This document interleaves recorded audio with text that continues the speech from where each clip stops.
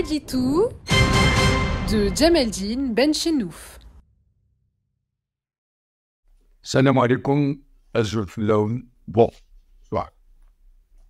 Nous avions évoqué ensemble, dans un précédent Téditou, comment les régimes totalitaires ont su se fondre dans un semblant de normalité démocratique, ce que sont les moyens habituels et les méthodes qu'ils utilisent pour maquiller leur monstrueuse nature, qui sont leurs agents, leurs alliés, leur clientèle, comment ils se sont préparés à toute éventualité, ce qu'est leur échelle des priorités dans leur stratégie pour garder le pouvoir et se prémunir contre toute action de contestation populaire éventuelle.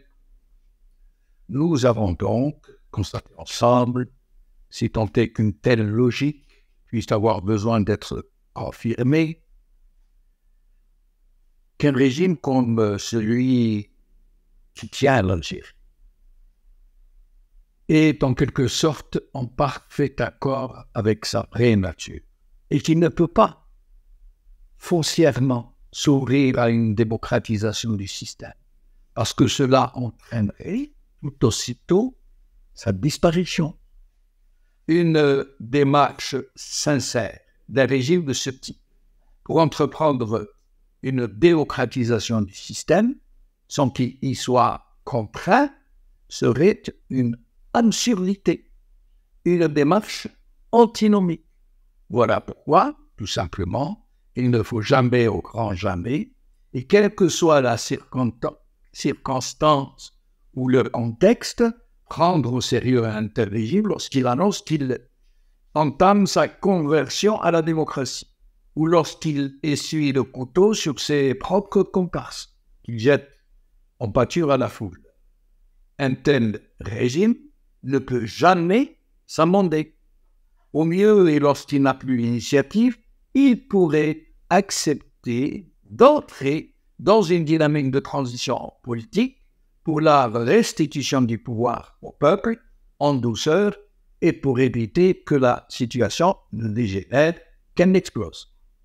Sinon, il est de l'ordre de l'impossibilité que de tels régimes puissent démocratiser le système qu'ils ont eux-mêmes perverti, ou du moins dont ils ont été des agents de premier ordre.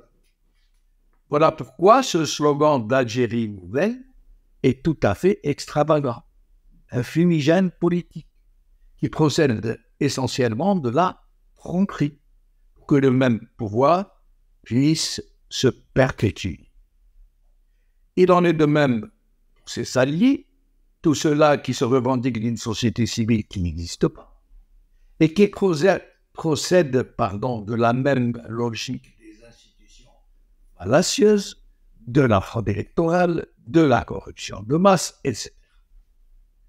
Il en est de même parce que ce sont des alliés objectifs et des alliés naturels du régime, parce qu'ils font partie de ces troupes, de ces mercenaires, et d'une manière générale de tous ces relais opportunistes qui se bousculent devant les râteliers, fidèles à la niche qui leur a été dévolue. Ils sont tellement nombreux, néanmoins, qu'ils ont pu se diluer dans la société, au sein de laquelle ils asséminent la mauvaise conscience générale, à un point où leur position en est devenue honorable, enviable, puisqu'ils sont devenus comme de l'huile à la surface de l'eau, une caste qui se rengorge, qui tient le haut du pavé, qui a pignon sur rue, dont les membres sont des sifflans, Haj Fultan, d'honorables requins et de non moins honorables charognards. Un point où ils ont réussi à se glisser dans les oripeaux du patriotisme, de la révolution, des chouhada, de la légitimité nationale. Et voilà donc pourquoi il n'y a pas d'opposition véritable au régime. Pourquoi les partis politiques sont devenus des façades Potemkin?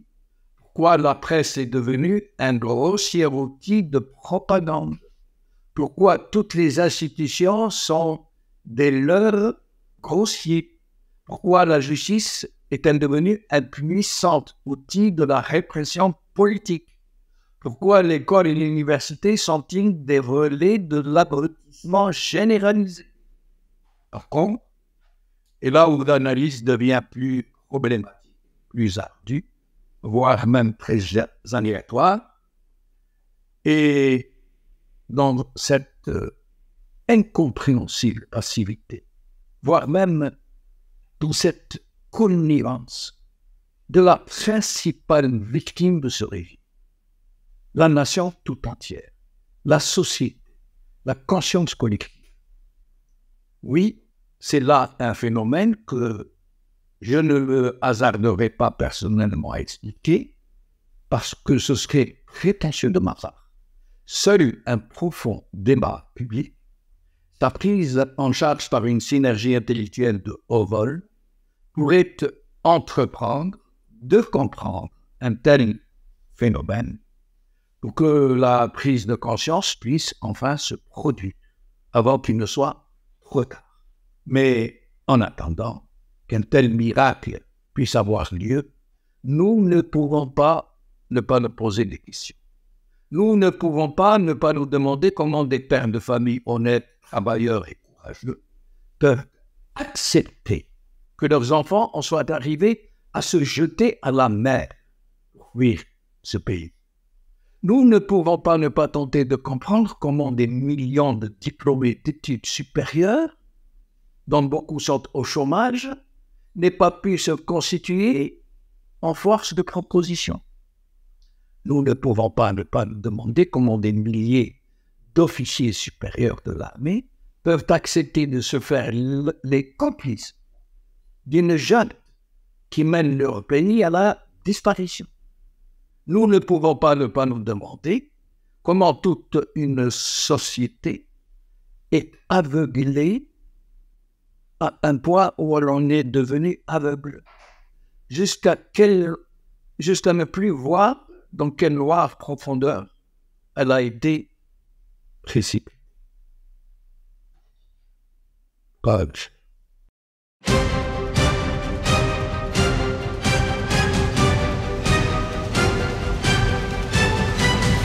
L'édito de Djemeldine Benchenouf.